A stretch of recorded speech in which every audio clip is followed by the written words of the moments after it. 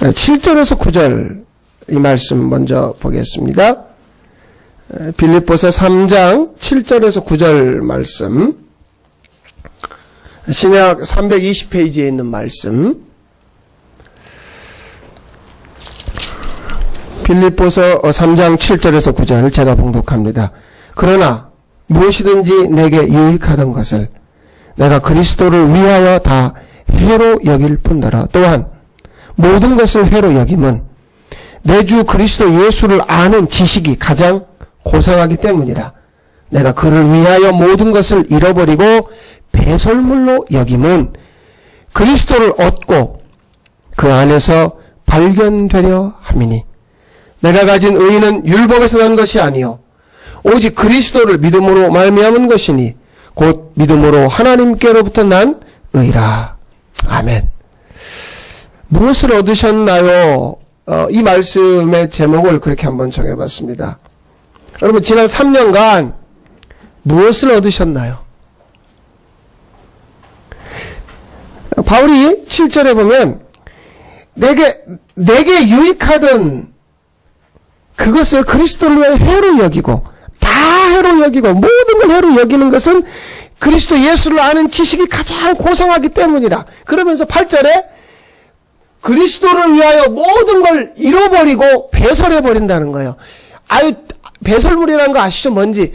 그렇게 그것으로 여긴다는 거예요. 내가 가지고 있는 모든 걸 그것으로 여기는 이유는 내가 가지고 있는 모든 것을 잃어버리고 그리스도를 얻었기 때문에. 그러면 뭐가 전부라는 거예요? 그리스도가 전부라는 거예요. 그리스도가 전부라는 거예요. 젊은 선교사님 앞에 제가 가서 그 이야기를 했어요. 지금부터 3년 6개월 전에. 선교사님, 나는 모든 걸 잃어버렸습니다. 내가 가지고 있는 것 아무것도 다 잃어버렸습니다. 그랬더니 그분이 가만히 생각을 하더니 저보고 그래요. 목사님, 그 대신에 주님을 얻었지 않았습니까? 그때는 말이에요. 내가 좀 이런 얘기를 하면, 그러셨어요? 세상이 어떻게 하면 좋아요? 막, 좀 나를 좀 위로해주고, 보듬어주고, 뭔가 좀 말이죠. 안 됐군요. 안타깝습니다. 이걸 원하는데, 이 젊은 친구가 말이에요.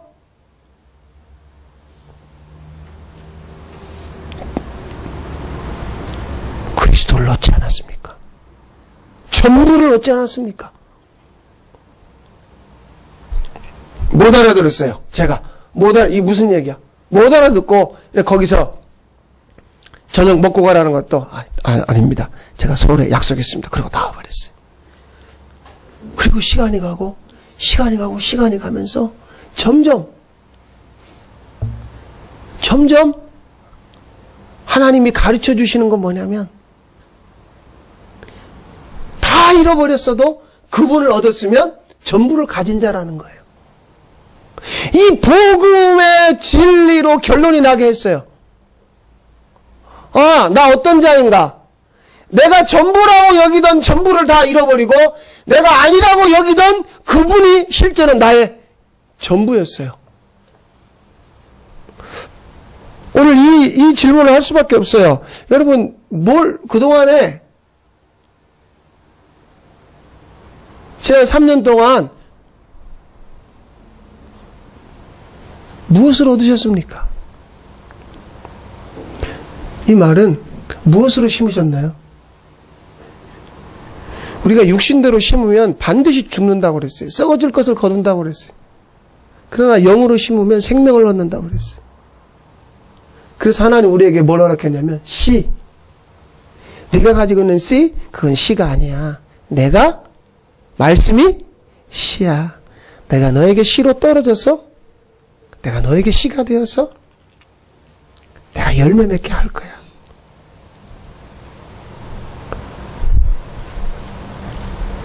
누가복음 2장으로 가겠습니다. 48절, 50절 이 세 절의 말씀을 좀 같이 읽겠습니다. 누가복음 2장 48절에서 50절 말씀입니다. 찾았으면 좀 같이 읽겠습니다. 그의 부모가 보고 놀라며 그의 어머니는 이르되 아이야 어찌하여 우리에게 이렇게 하였느냐 보라 내 아버지와 내가 근심하여 너를 찾았노라. 예수께서 이르시되 어찌하여 나를 찾으셨나이까 내가 내 아버지 집에 있어야 될 줄을 알지 못하셨나이까 하시니 그 부모가 그가 하신 말씀을 깨닫지 못하더라. 여러분 49절에 내가 내 아버지 집에 해놓고 풋노트 1번이 되어 있습니다. 그 1번 밑에 보세요. 뭐라고 되어 있는가? 내 아버지의 일에 관계하여야. 그래서요 오늘 말씀을 아들이 있어야 할 집이 어딘가. 자, 왜냐하면 내가 전부라고 여기던 모든 것을 잃어버린 다음에 하나님이 어디까지 데리고 오셨냐면 아들 되게 하셨죠. 자, 여기까지가 우리가 지금까지 지난주까지 나눴던 말씀이에요. 성경은 말이에요. 창세기부터 계시록까지 하나님이 마치 우리가 학교 다닐 때 소풍 갈 때 늘 하던 마지막 행사가 뭐죠? 보물찾기예요. 그 보물이라는 거를 선생님들이 말해 저 나무 꼭대기나 땅을 1m나 파가지고 깊이 숨기지는 않아요. 눈에 보이게 이 풀 속에다가 나무 위에 살짝 올려놓는단 말이에요. 이 창세기부터 계시록까지 하나님의 비밀이 곳곳에 우리로 육신의 눈으로는 볼 수 없어요. 그래서 보물도 항상 용서하세요 이런 표현을 꼭 찾는 놈이 잘 찾아. 근데 못 찾는 놈은 얼마나 그 눈이 없어서 못 찾아요? 아니 있어요. 그런데 선생님이 어디에 감췄을까? 갑자기 이 풀밭에 이상한 돌멩이 하나 있고 돌멩이 열어봐. 꼭 거기 있는 거예요. 근데 이 눈이 안 떠지니 전부 다 하늘만 보고 어디 있는가 죽어도 못 찾아. 그래서 꼭 어떤 애들은 2개, 3개를 찾아요. 그러면은 마지막에 사실 상은 별거 아니에요. 연필, 노트 이런 건데 괜히 2개 있는 애 한번 쳐다봐요. 슬픈 눈으로. 하나만 주면 안 될까? 여러분 봐보세요. 눈이 떠지지 않으면 죽어도 못 찾는 거예요. 하나님이 우리에게 계시를 해주시면 뭘 할 수 있냐면 그 성경 곳곳에 숨겨놓은 복음의 비밀을 알 수 있어요. 복음의 비밀은 뭐냐면 그거예요. 복음으로 우리를 뭐 되게 했다? 아들 되게 했다. 누가요? 아버지가. 내가 너를 낳았다. 너는 내 아들이라. 내게 구하라. 이게 말이에요. 곳곳에 하나님 우리에게 말씀하는 거예요. 어디서부터 있는 줄 아세요? 창세기부터. 그래서 부활절을 통해서 하나님이 나를 넌 내 아들이야 이 표현이 아니에요. 복음으로 내가 너를 낳았다. 내가 너를 낳았다. 오늘 내가 너를 낳았다는 표현을 써요. 구체적으로 시편 2편 7절이나 고린도전서 4장에 보면 내가 너를 낳았다라고 그래요. 복음으로 낳았다는 거예요. 아니 데려온 자식, 주워온 자식도 자식이지만 내가 뱃속에 넣고 있다가 낳았다는 표현이면 진짜라는 거죠. 그분이 진짜 내 아버지라는 거예요. 나를 아들로 낳았구나. 자, 하나 풀렸어요. 그 다음 주에 뭐 했냐면 그 아들로 삼으신 이유는 뭐예요? 물려줄 기업이 있어서 상속자. 이게 로마서 8장입니다. 하나님 나한테 상속해 주실 게 있었구나. 이게 지난주까지예요. 그런데 말이에요. 그게 뭘까? 도대체 하나님이 내게 물려주려고 한다는 그게 뭘까? 아니 상속은 그렇잖아요. 땅, 건물. 보통 보이는 건 2가지예요. 물론 그 안에 무슨 증권도 있고 여러 가지 것들이 있겠지만 자, 돈 되는 걸 물려주는 거잖아요. 그런데 하나님은 감춰놨어요. 우리 육신의 눈으로는요 볼 수 없도록 하나님이 감춰놨다고요. 나를 갖다 하나님이 아들로 낳아서 하나님이 내 아버지가 돼주시겠다는 거예요. 자, 여기까지 아멘이 됐어요. 그런데 내가 너한테 물려줄 게 있어. 내가 너한테 물려줄 게 있어. 그게 뭘까? 이 말은요 아버지가 무엇으로 임하시고 나를 어디로 데려가시는 걸까? 아버지가 말씀으로 내게 임하셔서 나를 지금 어디로 데려가시는 걸까? 이게 감추어져 있어요. 육신의 눈으로 볼 수 없는.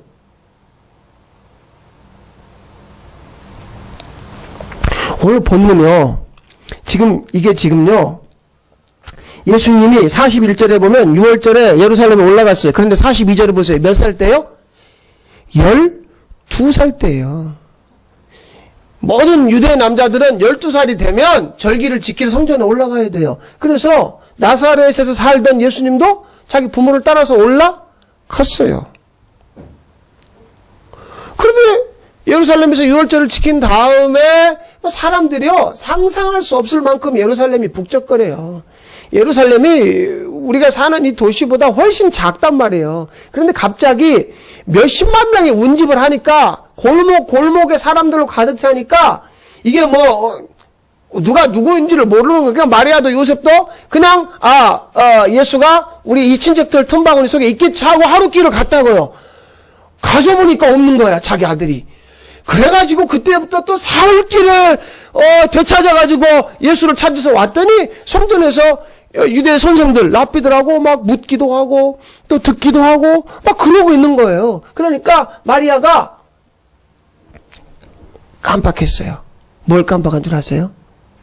자기가 처녀 때 천사가 와서 뭐라고 그랬어요? 네가 성령으로 잉태해서 아들을 낳을 텐데 이름을 예수라 해라. 그 하나님의 아들이다 막. 그리고 이제 임신을 해가지고 그 마हु간에서 하나님의 아들을 낳았는데 갑자기 막 동방에서 무슨 박사들이 찾아와가지고 황금, 유향, 모략 막 경배를 하고 새로 오는 왕이시여 또 목자들이 와가지고 하늘엔 영광 땅에는 뭐 기쁨을 평화를 어쩌고 그러면서 막 그거 들었단 말이에요. 마리아가 하나님의 아들이 틀림없구나.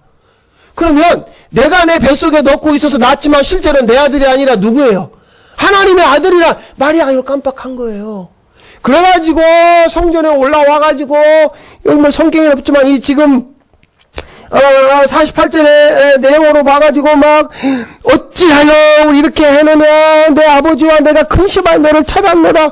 지금 이 48절의 말씀은요 이게 굉장히 이게 정리되어지고 다듬어지고 좋은 표현이에요. 우리식으로 한번 여러분 다 지금 머릿속에 그림을 그려보세요. 여러분 애를 잃어버렸어요. 사흘 만에 찾았어요. 정말 내가 할 수 있는 그 욕이 다 나오는 거예요. 죽으려고 환장했냐? 네가 뭐 나를 막 그러면서 막 쏟아붓는 거죠. 그 아들한테. 안 그러겠어요? 지금 마리아가 지금 여기서도 굉장한 표현이에요. 어찌하여 우리에게 이렇게 하였느냐? 내 아버지와 내가 근심. 이거 어떻게 정말 내가 막 표현할 수 없어요. 지금 막 올라와가지고 뭐 우리식으로 하면 이런 막 멍멍이 뭐 어떻고 뭐 이런 막 모든 게 나오잖아. 이게 막 나오잖아. 이게 내가 너 사흘 동안 찾았는데 막 그러면서 네가 죽을래 살래 그러면서 이 광경이. 그런데 예수님은 태어나기 49절에 무슨 소리예요? 내가 내 아버지 집에 있어야 될 줄 알지 모르셨어요? 마리아가 하나님의 아들이죠. 내가 깜빡했어요. 죄송해요. 할렐루야. 막 이래야 되는데 자, 그 다음 말씀 보세요. 마리아가 뭐라고 얘기하는지 50절 읽겠습니다. 한번 읽어보세요. 이게 우리의 모습이에요. 시작. 그 부모가 그가 하신 말씀을 이게 오늘 우리의 모습이라고요. 그런데 우리는 48절 찾아요. 근심해요. 계속 찾아요. 근심해요. 그걸 찾기 위해서 마음이 무너진단 말이에요. 나는 이렇게 살고 있어요. 근심하고 찾고 또 말씀이 내가 아버지 집에 있어야 될 걸 모르셨어요. 그래도 뭐 하지 못하더라? 깨닫지 못하더라. 왜 그럴까요? 마리아가 예수님을 자기 아들로 착각한 것처럼 나도 내 인생이 내 것인 줄 알고 착각하는 거예요. 그러니까 계속 뭘 찾아다니고 근심하고 도대체 하나님의 말씀이 들려오는데 이게 무슨 얘기인지 알아들을 수 없겠고 깨닫지 못하더라. 그런데 내가 내 아버지 집에 있어야 될 이 아버지 집은 뭐냐면 밑에 훗노트 1번에 내 아버지 일에 관계하여야. 자, 아버지 일은 결국 아버지의 뭐다? 집이다. 아버지의 일은 아버지의 집이다. 자, 정리해 볼게요. 하나님의 복음으로 우리를 뭐 되게 했어요? 아들. 그 다음 상속. 그 다음 아버지의 집. 한번 따라서 해보실래요? 하나님의 아들, 상속, 아버지의 집.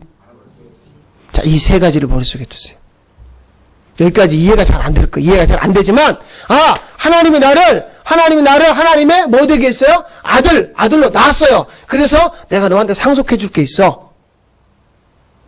그게 뭐예요? 아버지의 집이에요. 자, 오늘 이 말씀 봐볼게요. 항상 그런 생각을 많이 했어요. 왜, 전에도 언젠가 말씀드린 것 같은데, 제 육신의 아버지는, 왜 저 지방 촌구석에서 살아가지고 나한테, 조금 물려줬어요. 그걸 받아가지고, 어떻게 살았어요. 그런데 말이에요. 아니, 좀 서울특별시는 저는 원하지도 않아요. 경기도권에만 땅을 그만큼만 가지고 있어도, 나 진짜로 괜찮게 그냥 살 정도는 돼요. 근데 말이에요, 그 시골에 도대체 난 이해할 수 없는 게 옛날 속담도 있잖아요. 사람은 태어나면 어디로 보내요? 네, 한양으로 보내고 말은 제주도로 보내. 그러면 좀 남자가 말이죠.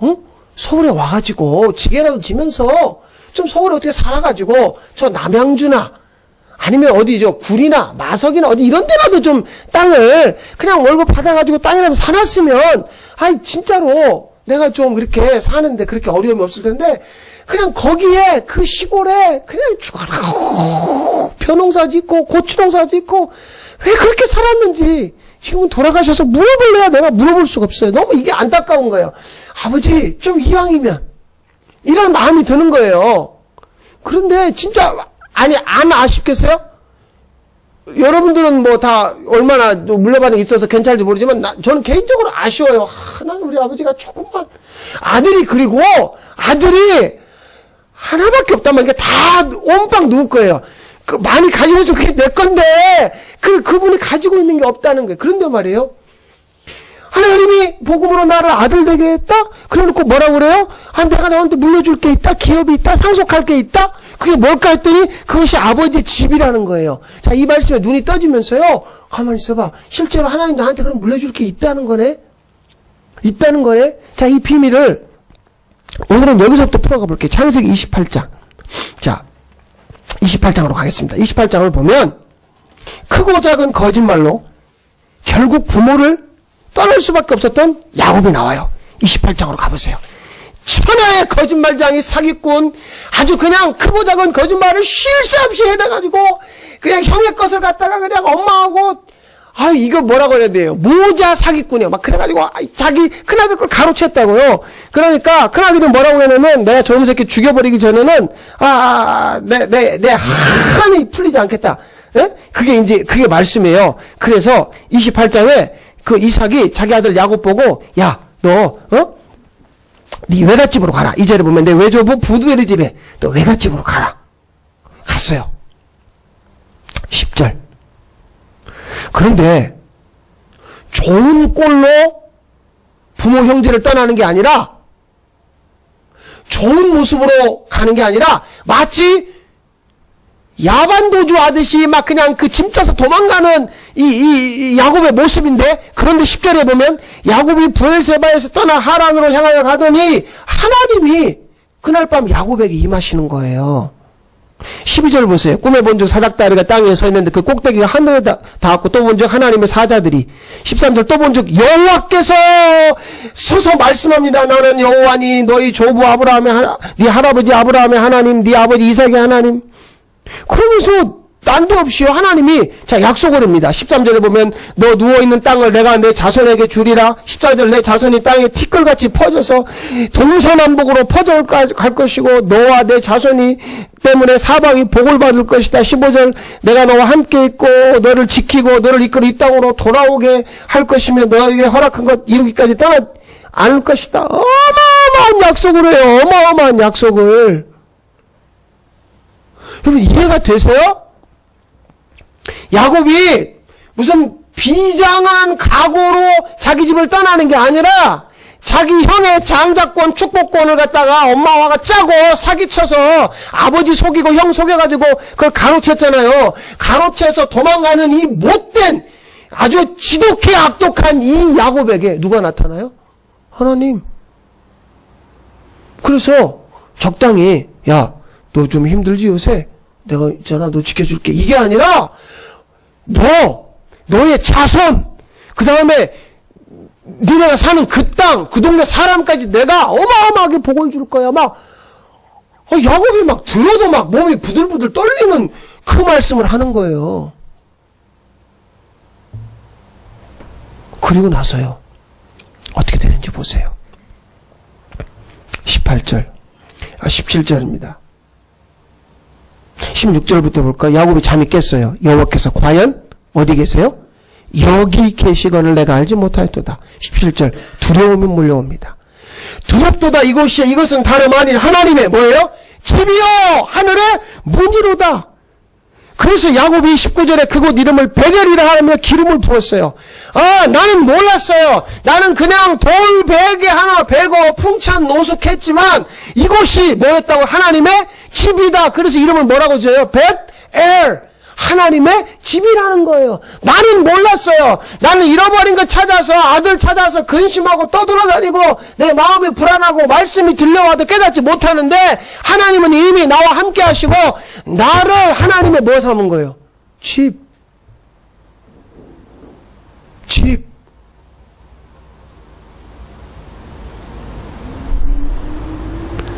우리가 얼마나 지금 단단하게 우리 생각이 이렇게 고정이 되어 있는 줄 아세요? 여러분이 어느 정도로 깨지지 않는 존재냐면 여러분 안에 선한 자아가 있어요. 내가 교회 열심히 다니고 밤새 기도하고 내가 뭔가 하면 하나님이 나를 갖다가 축복하실 거야. 그러니까 내가 은혜 받고 구원 받고 축복을 받는 근거가 누구 편에 있어요? 나. 근데 반대로 내가 하나님 앞에 믿음도 없고 열심도 못 내고 내가 사는 게 형편없고 내가 맨날 죄만 짓고 그러면 그럼 내가 불안한 거야. 두려운 거야. 이 또한 근거가 누구 편에 있어요? 나예요. 지금 야곱이 두려워하는 건 뭐예요? 두렵도다. 이것이 하나님의 집이었는데 내가 몰랐구나. 이것 때문에 두려워하는 거예요. 내가 우리 형 속여먹고 내가 우리 아버지 속여먹는 것 때문에 두려운 게 아니란 말이에요. 하나님의 집이 내게 있다는 거예요. 하나님이 내게 임하여서 말씀한다는 것 때문에 두렵다니까요. 누구 때문에요? 하나님 때문에.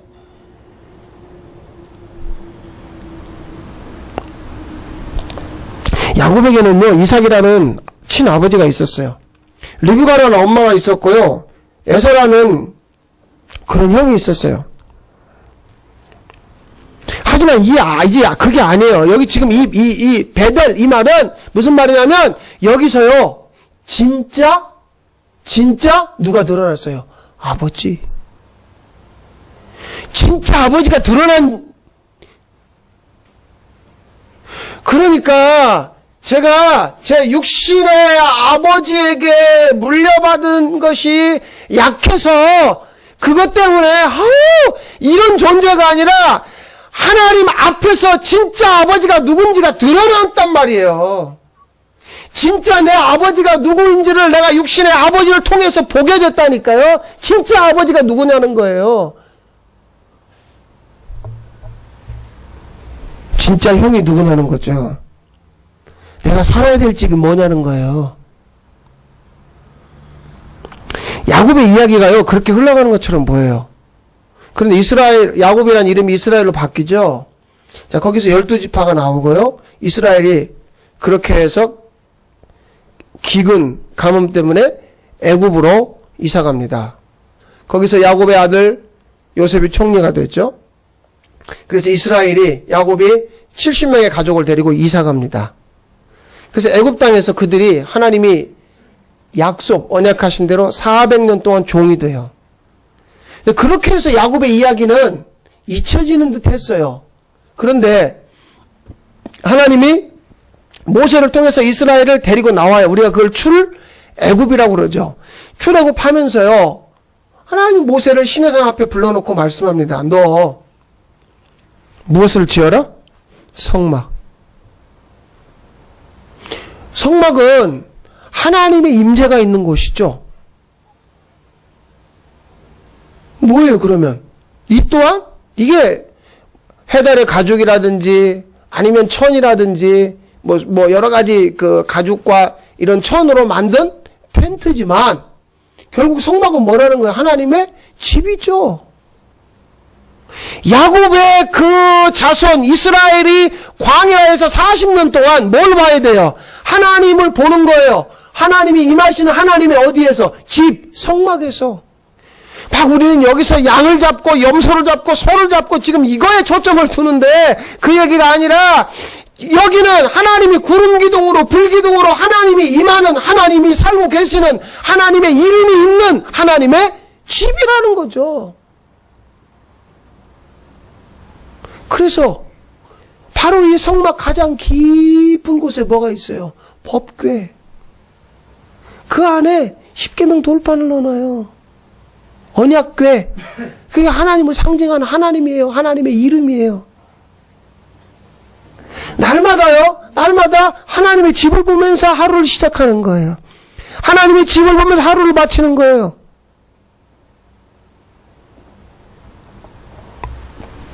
하나님의 임재가 있는 하나님의 집이죠. 무슨 얘기예요? 이 성막을 통해서요. 얘들아, 나 너희 떠나지 않았어. 날마다 만나주니까 말이에요. 그거 가지고는 못 살겠다고. 고기 주세요. 고기 주세요. 막 그냥 온갖 트집을 잡고 마늘도 없고 부추도 없고 못 살겠어요 해도 하나님 막 주고 또 주고 주시면서 하나님 말씀은 뭐예요? 나 너희를 한 번도 떠난 적이 없다는 거예요. 하나님이 뭘 지었어요? 집을. 야곱에게 만나주셨던 그 하나님이, 베델의 하나님이 광야에서도 동일하게 베델의 하나님이었어요.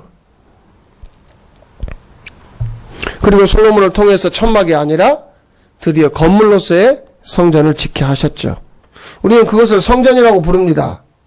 그런데 그 성전의 하나님의 약속은 뭐냐면 그곳에 내 이름을 두겠다 그랬어요. 자, 그러면요, 하나님의 이름이 세상에 오실 때 알려진 게 있어요. 마태복음 1장 31절입니다. 아들을 낳으리니 이름을 뭐라 하라? 예수라 하라. 하나님의 이름이 세상에 이렇게 알려졌어요. 뭘로요? 예수. 예수로 알려졌어요. 그 성전에 하나님의 이 이름을 두시겠다는 거죠. 그런데 예수님은요, 요한복음 2장에서요, 그 예루살렘 성전을 보시면서 사람들을 보래요. 저거 헐어버려라. 내가 사흘 만에 다시 일으키리니. 사람들이 와가지고 너 미쳤냐? 제정신이냐? 저 성전 46년 동안 지었는데 네가 어떻게 사흘 동안에 일으킬 수 있냐? 그러니까 예수님이 뭐라고 그래요? 이는 성전된 자기 육체를 가리킴이라. 예수님 자신이 성전이라는 거예요. 십자가에서 죽고 다시 부활하여서 진짜 성전, 너희들이 말하는 건물로 있을 성전은 성전이 아니라 뭐가 진짜인지 내가 말해줄게, 내가 보여줄게란 말이죠. 그래서 하나님이 세상에 오실 때 이름이 뭐예요? 예수. 그러면 예수님이 성전된 자기 육체 거기서 예수님에게서 끝날까요? 아니에요. 새로운, 정말 새로운 성전을 짓기 위해서 그러는 거예요.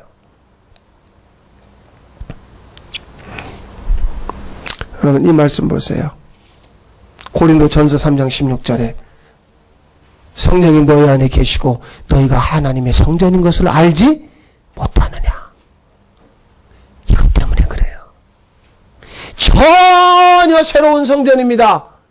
그것은 말이에요, 야곱이 베델에서 꿈에서 봤던 그 하나님의 집이 아니라, 광야에서 모세가 지었던 텐트로서의 성막이 아니라, 솔로몬이 지었지만 전쟁에 의해서 무너져버린 건물로서가 아니라, 예수 그리스도가 일으킨 성전, 그 성전이 예수 그리스도에서 끝나는 게 아니라 너네 아들이다. 그러면 너도 성전이다. 너도 성전이다. 그래, 전혀 새로운 성전. 하나님이 그토록 꿈꾸던 집, 성령이 너희 안에 거하시고 너희가 하나님의 성전인 걸 알지 못하느냐? 지금 하나님이 짓기 원하는 집은 이거예요. 이거라고요. 그런데 아직도 우리는 근심하여 찾고 있어요. 도대체 뭘 찾고 있는지. 내가 원하는 걸 찾겠죠. 아이 잃어버린 엄마가 아이를 찾는 거예요. 하나님이 네 자식 아니다, 내 아들이다 해도 무슨 얘기예요? 내 아들이에요. 만났어요, 찾았어요. 너 이놈 죽이네 살리네 하면서 얼마나 찾았는지 아니? 무슨 얘기예요? 내가 내 아버지 집에 있어야 될 걸